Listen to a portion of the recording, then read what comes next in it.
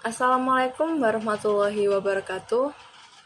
Dalam tugas akhir mata kuliah Bahasa Indonesia kelas G584, kami kelompok 6 akan memaparkan proposal PKM pada bidang kewirausahaan dengan judul Inovasi Pembuatan Keripik dari Kulit Semangka sebagai produk kreatif bernilai jual. Seperti yang kita ketahui dalam kehidupan sehari-hari, kulit semangka sering dianggap tidak berguna dan langsung dibuang setelah memakan buah yang berwarna merah. Padahal di balik hal tersebut terdapat potensi besar yang dapat dikembangkan menjadi produk kreatif bernilai jual. Melalui video ini, kami menyampaikan gagasan inovasi pemanfaatan kulit semangka sebagai produk keripik yang meliputi latar belakang ide, tujuan, konsep produk, serta perencanaan pelaksanaan dan anggaran secara garis besarnya. Konten ini diharapkan dapat menjadi inspirasi bagi mahasiswa dan generasi muda untuk lebih peka terhadap peluang inovasi, khususnya dalam mengolah limbah organik menjadi produk yang memiliki nilai tambah. Namun sebelum itu, izinkan kami untuk memperkenalkan diri terlebih dahulu. Saya Rahma Koirunisa Rizkiana dengan NPM akhir 381. Perkenalkan, pertama Sekar Daniswara dengan NPM akhir 199. Lalu yang kedua ada Rahma Koirunisa dengan NPM akhir 381. Ketiga Hera Aprilia dengan NPM akhir 400. Yang keempat ada Jessica Putri Sabilila dengan NPM akhir 414. Lalu yang terakhir ada Artika Nadia dengan NPM akhir 417. Selanjutnya dalam latar belakang, semangka atau Citrullus latanus yaitu buah yang sangat disukai oleh masyarakat Indonesia karena rasa manisnya yang segar, mengandung banyak air, teksturnya renyah, dan kulitnya yang keras. Terdapat warna dalam kulitnya yaitu hijau gelap atau hijau muda dengan pola hijau tua tergantung pada jenisnya. Pada bagian dalam buahnya terdapat yang berwarna merah atau kuning dan berair. Pada bagian kulit semangka ini mengandung banyak kandungan yang bermanfaat bagi kesehatan tubuh. Kulit semangka juga memiliki kadar zat yaitu zat citrulline yang tinggi. Zat citrulline ini lebih banyak terdapat di kulit semangka yang mencapai sekitar 60% dibandingkan dengan daging buahnya. Jadi, setiap kali dikonsumsi dalam jumlah yang cukup, zat citrulline ini akan berinteraksi dengan enzim yang ada di dalam tubuh dan diubah menjadi arginin, yaitu asam amino non esensial yang bermanfaat untuk kesehatan jantung, sistem sirkulasi dan daya tahan tubuh. Selanjutnya terdapat rumusan masalah dan tujuan program. Untuk rumusan masalah yaitu yang pertama, bagian proses pengolahan pada kulit semangka dapat menjadi keripik yang layak dikonsumsi. Yang kedua, apa saja potensi dari pembuatan keripik kulit semangka sebagai usaha. Yang ketiga, bagaimana pemasaran keripik kulit semangka ini agar dijual ke masyarakat. Untuk tujuan programnya yaitu yang pertama, menjelaskan proses pengolahan kulit semangka menjadi keripik yang layak dikonsumsi. Yang kedua, yaitu mengidentifikasi potensi usaha keripik kulit semangka sebagai produk kreatif bernilai jual. Yang ketiga yaitu merancang dan menerapkan strategi pemasaran keripik kulit semangka agar produk ini dapat dikenal dan diterima oleh masyarakat. Selanjutnya dalam luaran program dan manfaat program. Untuk luaran program tersendiri terdapat 3 yaitu yang pertama terwujudnya produk keripik kulit semangka yang layak dikonsumsi. Yang kedua terciptanya peluang usaha baru berbasis pemanfaatan limbah. Yang ketiga yaitu branding usaha melalui logo, kemasan, dan media sosial. Yang selanjutnya yaitu manfaat program. Yang pertama dapat menjadi alternatif camilan sehat dengan bahan alami dan bagi masyarakat. Yang kedua yaitu dapat membantu masyarakat yang ingin mengurangi limbah kulit semangka dengan cara mengolahnya dengan menjadi keripik.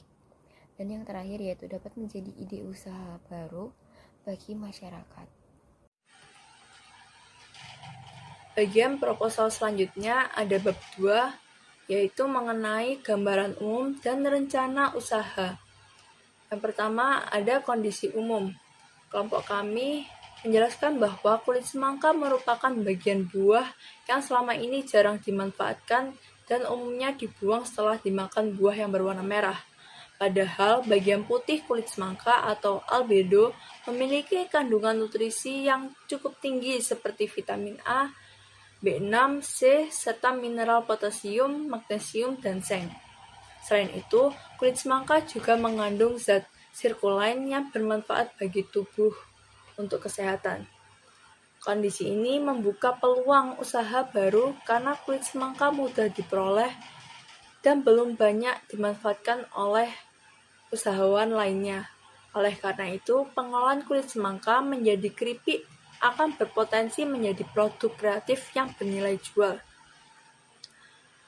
Selanjutnya ada gambaran umum produk. Terdapat gambar yang terlampir yang mana produknya akan didesain seperti itu. Keripik kulit semangka merupakan camilan renyah yang diolah dari berbagai kulit semangka melalui proses pembersihan, pemotongan, perebusan, dan penggorengan. Produk ini memiliki rasa yang cenderung natural dengan bumbu ringan sehingga tetap sehat dan mudah diterima oleh konsumen. Keripik kulit semangka dikemas dalam kemasan pouch yang rapi dan higienis agar lebih praktis dan tahan lama. Produk ini diharapkan menjadi camilan sehat dan ramah lingkungan karena memanfaatkan limbah kulit semangka menjadi produk yang bernilai ekonomis. Pembahasan bab 2 selanjutnya ada analisis potensi produk.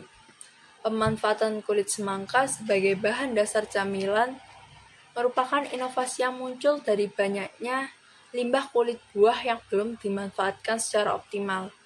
Kulit semangka mengandung antioksidan yang cukup tinggi sehingga berpotensi memberikan manfaat kesehatan bagi konsumen. Bisa dilihat dari sisi pasar juga, keripik kulit semangka memiliki daya tarik tersendiri karena berbeda dari produk keripik olahan lainnya. Bahan baku mudah diperoleh dan terjangkau, dan didukung minat masyarakat terhadap makanan sehat dan berkelanjutan ini dapat meningkatkan potensi produk keripik kulit semangka. Selain itu, camilan bertekstur renyah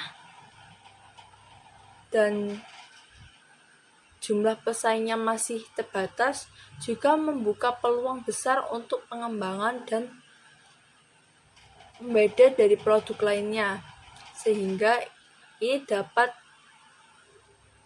meningkatkan potensi produk keripik kulit semangka. Selanjutnya ada pembahasan analisis SWOT. Bisa dilihat dari segi kekuatan, keripik kulit semangka merupakan produk ramah lingkungan, unik, dan memiliki potensi nilai jual tinggi serta mengandung vitamin C. Pada segi kelemahan, produk ini terletak pada perlunya edukasi pasar karena masih tergolong baru, serta proses pengolahan yang harus dilakukan secara teliti. Dari segi peluang usaha, ini cukup besar karena dapat dikembangkan pada pasar UMKM kreatif dan oleh-oleh. Seiring meningkatnya minat terhadap makanan sehat dan ramah lingkungan, tentunya peluang usaha ini cukup tinggi. Adapun ancamannya itu berasal dari produk keripik lain yang sudah lebih dikenal oleh masyarakat seperti keripik pisang, serta masih rendahnya tingkat pengenalan konsumen terhadap keripik kulit semangka. Baik, selanjutnya strategi pemasaran. Strategi pemasaran ini dapat dilakukan untuk menerapkan rencana pemasaran produk keripik kulit semangka. Jadi ada 3 strategi. Yang pertama ini ada segmentasi pasar. Nah, ini sendiri tuh pemasarannya itu berfokus pada remaja, mahasiswa, atau masyarakat umum yang menyukai camilan yang praktis dan unik. Selain itu juga produk ini tuh menyasar konsumen yang memiliki gaya hidup ramah lingkungan sehingga potensi pasarnya itu lebih luas. Lalu yang kedua ada target konsumen. Nah, target utama sendiri ini produk ini tuh untuk pengguna aktif media sosial dan kelompok masyarakat yang tertarik pada camilan inovatif. Lalu yang strategi ketiga ada strategi bauran permasalahan atau marketing mix 4P. Ada yang pertama produk. Produk ini mengembangkan dengan mengutamakan rasa gurih dan tekstur yang renyah, disertai kemasan menarik yang informatif pada kandungan gizi, dan terdapat pesan ramah lingkungan untuk memperkuat identitas produk. Lalu yang kedua ini ada price, harga produk. Ini tuh untuk menentukan supaya biaya produksi dan menerapkan metode penetration pricing dengan harga 10.000 per patch untuk ukuran 100 gram. Nah, harga ini dibuat terjangkau agar produk mudah diterima di awal pemasarannya. Lalu yang ketiga, place atau penjualan yang dilakukan secara langsung di tempat-tempat seperti kampus, bazar, atau acara CFD atau maksudnya itu Car Free Day dan lingkungan sekitar. Selain itu, pemasaran online menggunakan media sosial untuk memperluas jangkauan pembeli, jadi bisa dikirim lewat online gitu. Lalu yang terakhir ada promotion, promosi awal yang dilakukan pemberian sampel gratis dan dapat membuat konten yang menarik di media sosial seperti proses pembuatan produk, testimoni, dan manfaat kesehatan. Jadi materi selanjutnya mengenai analisis ekonomi. Nah, dalam program ini kita merencanakan untuk memproduksi 450 pieces dari keripik kulit semangka yang setiap bulannya. Nah, untuk biaya produknya sendiri ini ada jenis pengeluarannya, volume, harga satuan, dan nilainya. Untuk pertama yang biaya bahan baku, ada kulit semangka kita mengambil 45 kg dengan harga satuannya itu 5.000. Lalu kalau misal dikalikan 45 kg dikali 5.000 jadinya 225.000. Lalu bahan baku yang kedua ada minyak goreng dengan 18 liter dengan harga satuannya itu 30.000. Kalau misal dikalikan jadi 540.000. Bahan baku yang ketiga ada penyedap rasa. Nah, ini kita mengambil 4 renteng dengan harga satuannya 7.000, kalau dikalikan jadi 28.000. Selanjutnya tepung maizena ada 50 kg, harga satuannya 30.000, kalau dikalikan jadinya 150.000. Untuk biaya kemasannya sendiri kita ada pouch dengan jumlah 405 pieces, harga satunya itu 1.200, kalau dikalikan jadi 540.000. Lalu biaya kemasan selanjutnya ada stiker label, kita juga mengambil 450 pieces dengan harga 800 rupiah, kalau misal dikalikan 450 dikali 800 jadinya 360. Jadi total biaya kemasannya tadi 900.000. Untuk biaya operasional kita ada cuma gas dengan 5 buah, harga satuannya itu 20.000. Kalau misal dikalikan 5 buah kali 20.000 itu 100.000. Jadi total biaya operasional itu 100.000.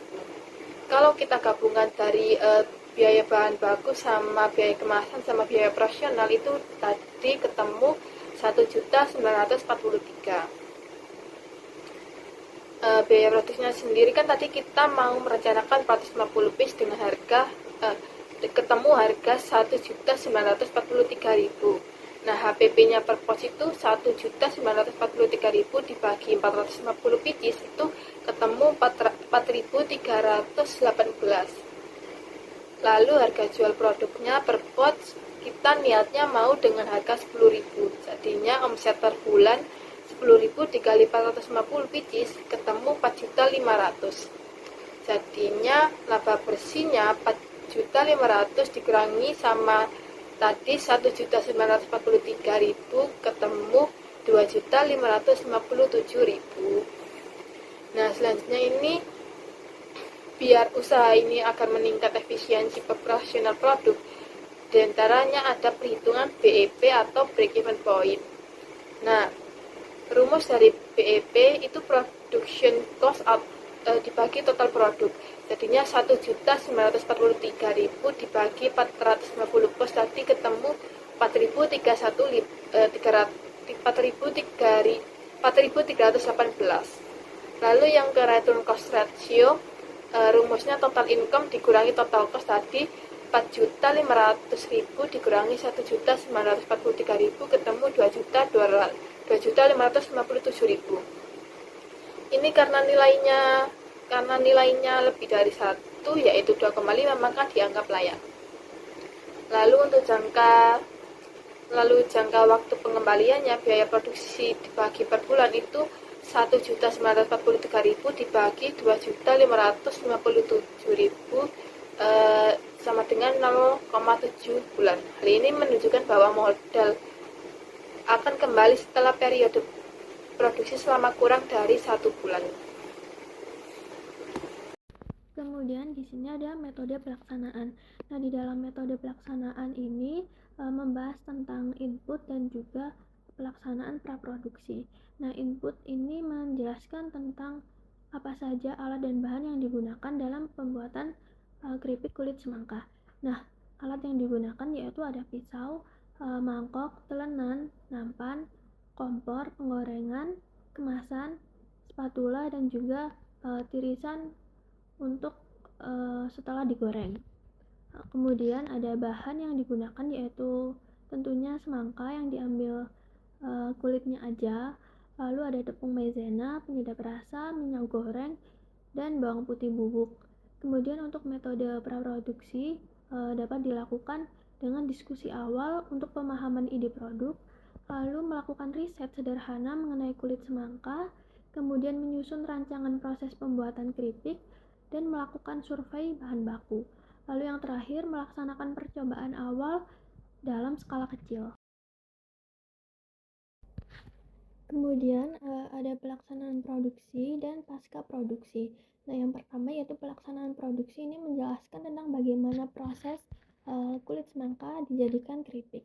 Nah, yang pertama yaitu menyiapkan semangka, lalu potong menjadi beberapa bagian, kemudian pisahkan daging semangka dengan kulitnya dan masukkan ke dalam mangkok. Kemudian kulit semangka yang sudah dipisahkan tersebut dicuci sampai bersih, kemudian diiris sampai tipis. Nah, setelah diiris, kulit semangka bisa dijemur menggunakan nampan yang terkena sinar matahari selama 30 sampai dengan 60 menit agar kadar air di kulit semangkanya itu berkurang. Kemudian jika selesai dijemur, siapkan sedikit adonan tepung maizena dan juga penyedap rasa, lalu digoreng di minyak yang panas dengan api kecil hingga berwarna kekuningan. Nah, setelah digoreng, maka bisa ditiriskan minyaknya. Jika sudah dingin, maka siap untuk dikemas agar lebih menarik dan lebih rapi. Kemudian untuk pelaksanaan pasca produksi, yaitu tahap pemeriksaan pada produk untuk menilai apakah produk layak dipasarkan. Kemudian produk yang dinilai layak dapat diberi label seperti nama produk, komposisi, tanggal produksi, dan juga kadaluarsa. Kemudian dapat melakukan pemasaran melalui media sosial maupun lingkungan bazar. Lalu yang terakhir melakukan evaluasi. Selanjutnya masuk ke anggaran biaya. Jadi di sini terdapat tabel 4.1 yang menunjukkan total dana yang dialokasikan untuk pelaksanaan kegiatan ini adalah sebesar 5 juta rupiah, di mana pengeluaran terbesar dialokasikan untuk belanja bahan sebesar 1.943.000 rupiah yang digunakan sebagai kebutuhan utama dalam proses produksi. Lalu terdapat biaya sewa dan jasa sebesar 1.400.000 rupiah yang menunjang operasional kegiatan serta adanya transportasi lokal sebesar 700.000 untuk mendukung mobilitas selama kegiatan berlangsung, dan terdapat biaya lain-lain sebesar 957.000 rupiah yang dialokasikan untuk kebutuhan pendukung dan pengeluaran lain yang tidak terduga. Dan dilihat dari sumber dananya, sebagian besar anggaran berasal dari pendanaan utama sebesar 4.200.000 rupiah serta dukungan dari perguruan sebesar 800.000 rupiah. Selanjutnya masuk ke jadwal kegiatan, di mana pelaksanaan kegiatan ini direncanakan berlangsung selama 4 minggu dengan tahapan yang disusun secara sistematis. Pada minggu pertama, kegiatan difokuskan pada persiapan awal dan konsultasi. Kemudian dilakukan pembelian alat dan bahan serta proses produksi yang berlangsung dari minggu pertama sampai minggu kedua. Memasuki minggu ketiga, kegiatan difokuskan pada pemasaran dengan tujuan memperkenalkan hasil produksi kepada target pasar. Lalu untuk pembuatan laporan keuangan dan penyusunan laporan akhir dimulai dari minggu pertama sampai minggu akhir. Kemudian dilakukan evaluasi kegiatan guna menilai hasil dan capaian yang telah diperoleh. Baik, sekian, terima kasih atas pemaparan yang sudah kami sampaikan. Jika ada salah kata atau perkataan, mohon dimaafkan. Wassalamualaikum warahmatullahi wabarakatuh.